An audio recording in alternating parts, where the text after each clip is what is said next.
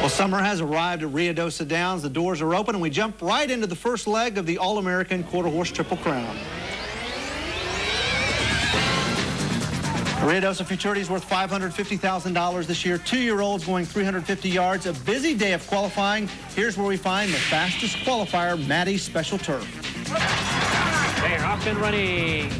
Royal Zevi Dash, the gray, broke out on top. Maddie's Special Turf on the outside, and now Maddie's Special Turf takes the lead and draws off by a length. Royal Zevi Dash is racing in second. Some Special Bug is next and third with Modern Touch, but on the outside, it's Maddie's Special Turf winning it easy.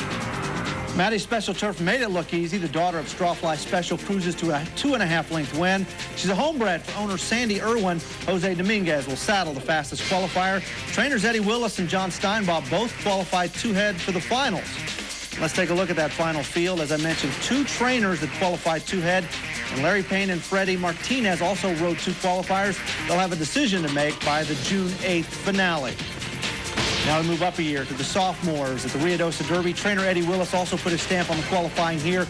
Willis saddled Southern Cartel, who made his trial look pretty impressive. They're off and running. Southern Cartel on the far side. Royal Ready to Wear is bounced up in between horses. Here's Catscape. Sassy Four is in with the leading pair. 2 times the Fly is moving up the fence. Catscape the new leader. Southern Cartel on the outside. 2 times the Fly is along the inside. Southern Cartel on the outside draws clear. Southern Cartel in front. Southern Cartel is a colt by Corona Cartel. The winning margin was the length, the speed index, and even buck. Second place finisher Catscape also gets in the final. Catscape comes from the Jack Brooks barn, and Jack Brooks had a huge day. In fact, he qualified 3 for the finals, outdone only by Juan Vasquez, who rode 4 that were quick enough to make it into the finale. And also in their 2002 All-American runner-up eye-opening episode, he makes the group, shaping up to be a very good final in the Ruidoso Derby. And finally, the American Airlines East Challenge from Delta Downs. The winner here moves on to the big finale November 1st at Los Alamitos. A little bit Rowdy was the favorite. Go Easy Graham was chasing the upset. And there they go.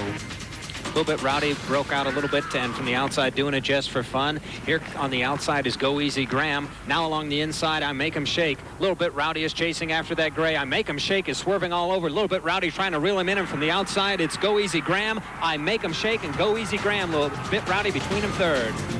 A little bit Rowdy, after blowing them away in the trials, could only manage that 3rd place finish. Go Easy Graham pulls the upset, pays big, and gets the invite to the Challenge Championships, which takes place in early November.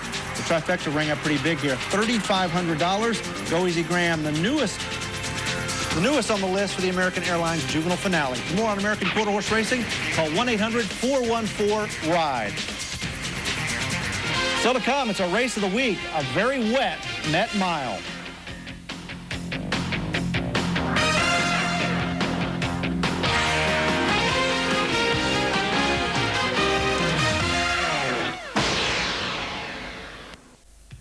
This ESPN2 presentation of Long John Silver's Wire to Wire is brought to you by Long John Silver's Dive into Something New. Citgo, we know you. NTRA.com, the official site for the NTRA and the Breeders' Cup World Thoroughbred Championships. Equibase.com, your official online source for racing information, from entries to results and everything in between. Equibase.com is a service of Equibase Company, the thoroughbred industry's official database.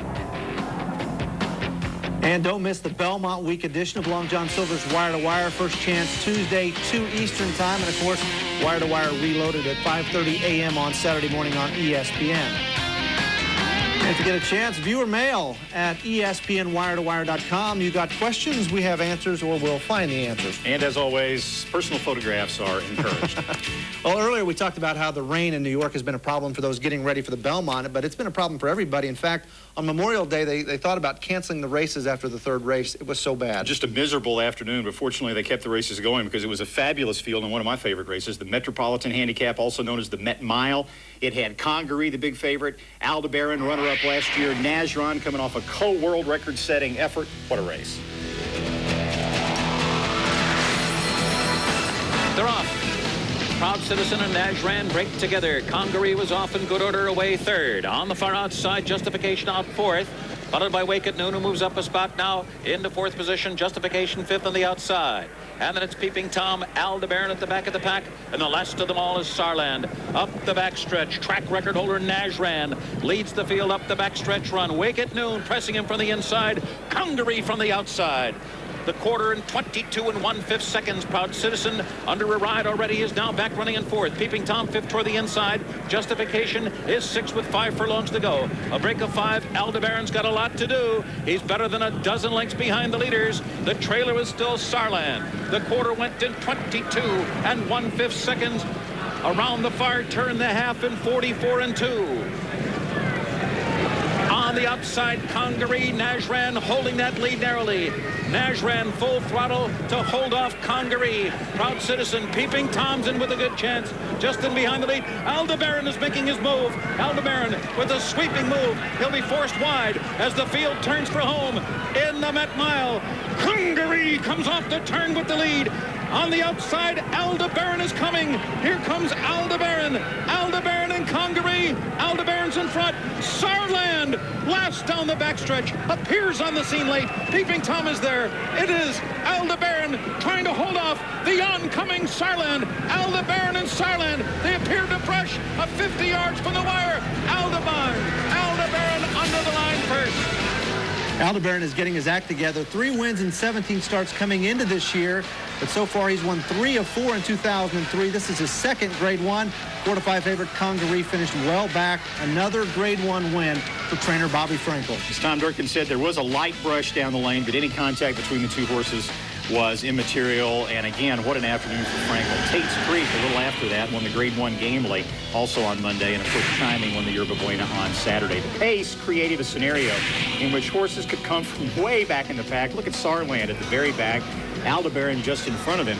Congaree up front with Najran went 22-1 for the quarter, 44 2/5 seconds for the half, a 1-turn mile. And you would think that a sloppy track would help keep that speed up, but fractions like that help contribute to horses being able to come from behind, especially quality horses like Aldebaran, who was 2nd in this race last year, known primarily before this year as a bridesmaid, a horse who finished 2nd or 3rd against top competition in top races. But a good effort by Aldebaran and Jerry Bailey. And Sarland on the outside, finally beginning to run to that potential with a strong runner-up effort.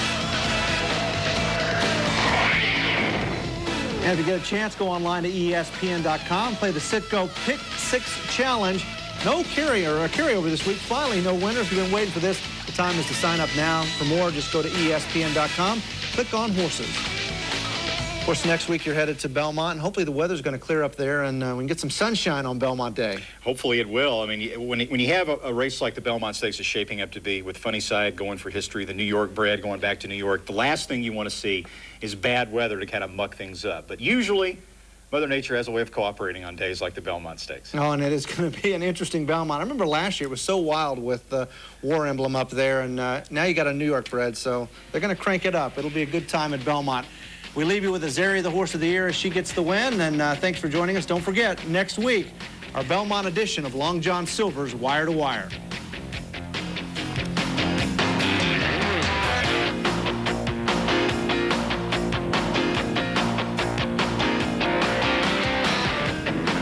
This has been a presentation of ESPN, the worldwide leader in sports. For more, log on to ESPN.com.